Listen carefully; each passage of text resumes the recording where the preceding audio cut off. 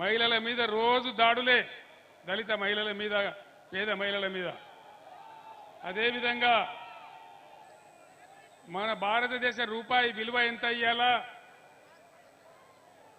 విలువ ఎంత మన భారతదేశ డాలర్ కరెన్సీ చూస్తే దేశ చరిత్రలో ఏనాడు కూడా పడిపోనంత హీన స్థాయికి పడిపోయి 83 రూపాయలకు దిగజారిపోయింది.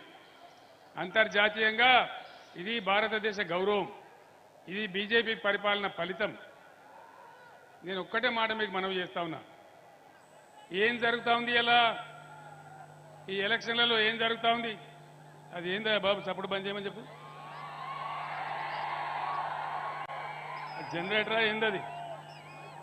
చందు నిలబడ్డం, నువ్వు చప్పుడెంతో చూడు. ఈరోజు ఏం జరుగుతా ఉంది?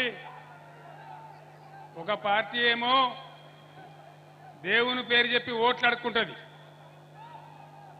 ఇంకో పార్టీ ఏ ఊరికి పోతే ఆ ఊరు దేవుని మీద ఓట్లు పెట్టుకుంటుంది. ఒకడేమో ఓట్లు, ఒకడేమో ఓట్లు. ఇదే జరుగుతుంది కదా. ఇవ్వలే బాబా, అది నిలబడతలేదా? చప్పుడైంది అది.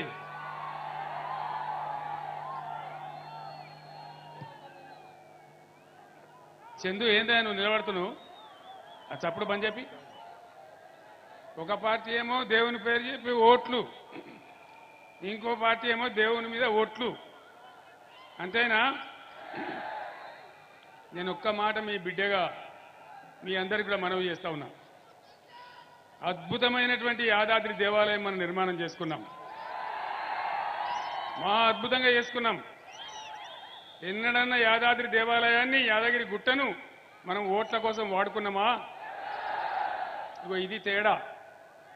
ఈ రెండు పార్టీల నాటకాలు భువనగిరిలో చాలా పెద్దగా వినాలి. ఒకడొస్తాడు బీఆర్ఎస్ బీజేపీకి బీ టీం అని కూడా అంటాడు, వీడు వాడిని అంటాడు, వాడు వీడిని అంటాడు.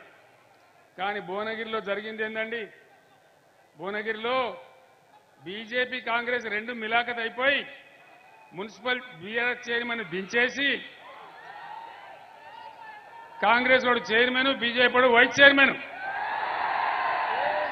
ఈ మాట నిజమేనా?